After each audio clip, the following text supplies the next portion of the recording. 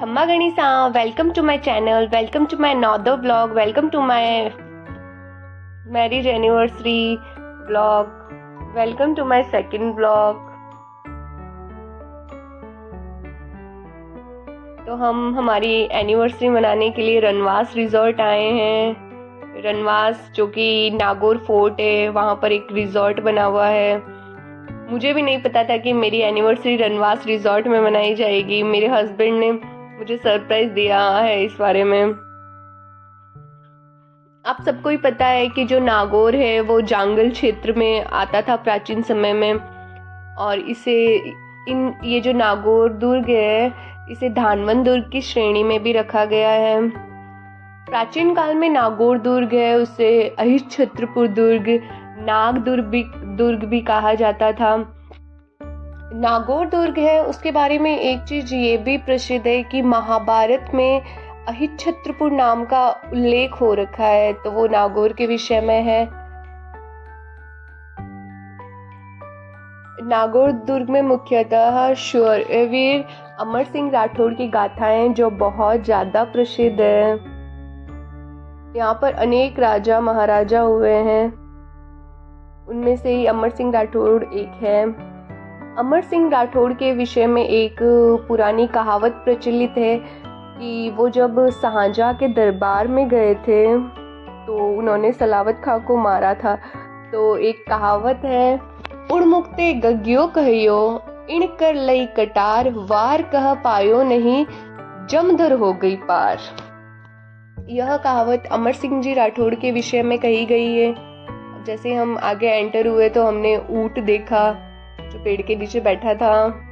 उसका उपयोग है ना कोई मुख्य कार्यक्रमों में किया जाता है।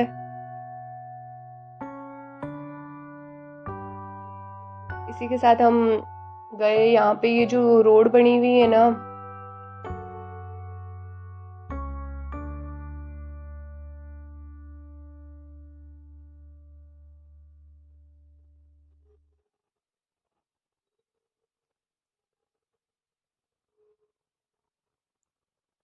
जैसे ही हमने आगे एंटर किया तो वहां पे एक पेड़ के नीचे ऊंट बैठा था।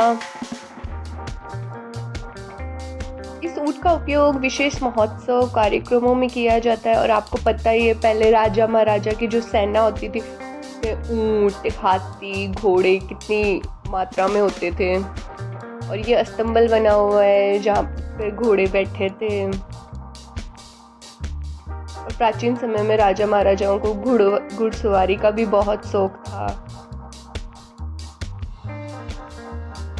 या आप जैसे नागौर फोर्ट की प्राचीर देख सकते हैं ये चारों तरफ से।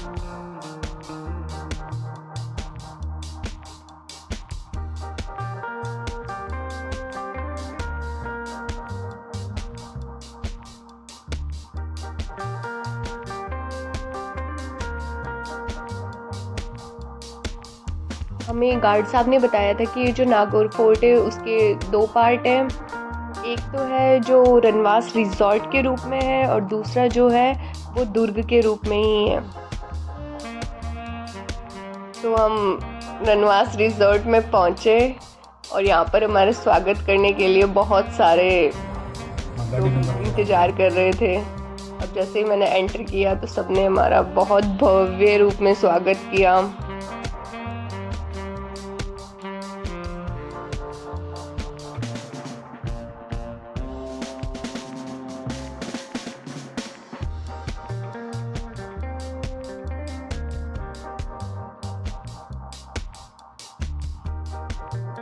जैसे ही मैं आगे पहुंची तो इन्होंने मेरा तिलक निकाला, उनको मोरली भी बांधी थी।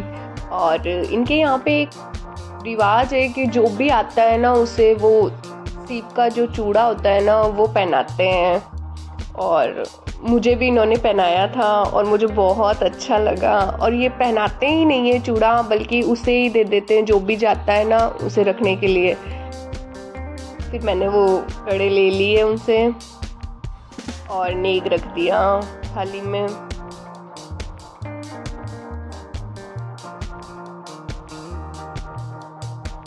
सबसे मेन बात, हमें करणी माता का दर्शन हुए साक्षात रूप में यहाँ पर।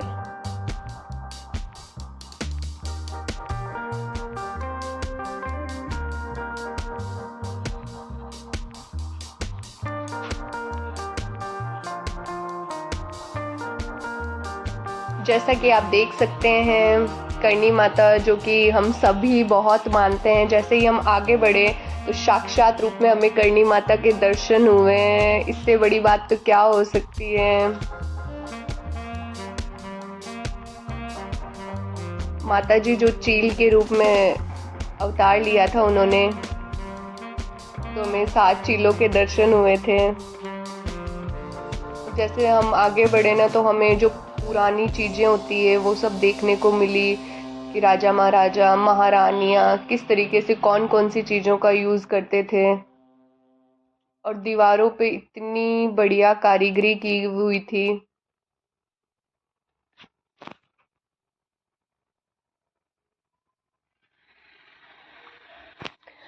अब आगे मैं आपको ये भी बताऊंगी कि हम कौन सी हवेली में रुके थे और कहाँ रुके थे और हमारी हवेली कैसी थी।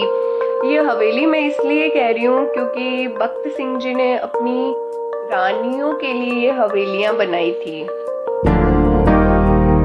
हर रानी के नाम पर एक हवेली है, तो हम वहीं पे ठहरे थे।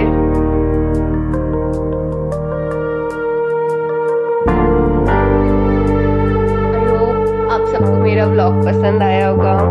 प्लीज़ मेरे ब्लॉग को लाइक, शेयर एंड सब्सक्राइब ज़रूर करें और कमेंट करके बताएं कि आप मेरा अगला ब्लॉग देखना चाहते हैं क्या, और मैं आपको अगले ब्लॉग में हम कहाँ पर रुके थे, हमारी कौन सी हवेली थी, इस विषय में ज़रूर बताऊंगी और आपको मेरा ब्लॉग बहुत अच्छा लगेगा। इसी के साथ मैं आपको ये भी बताऊंगी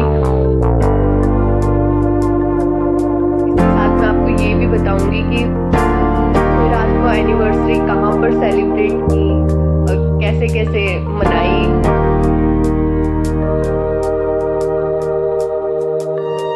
और यहाँ पे इतनी प्यारी प्यारी चीजें थी ना, सारी पुरातन संस्कृति का द्योतक थी सारी चीजें।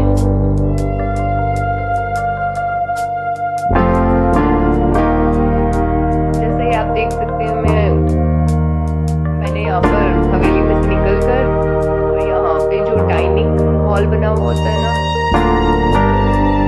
ये यहाँ पे इतना प्यारा दृश्य होता है ना। गार्ड साहब ने हमें बताया था कि शाम के समय यहाँ पर बहुत प्यारा दृश्य होता है, तो हमने शाम के समय देखा ही था नज़ारा।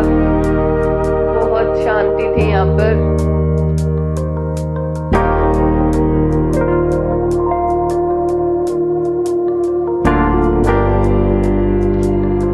ये जो सारा क्षेत्र है वो रिजॉर्ट की तरफ का है और इधर सारी रानियों के लिए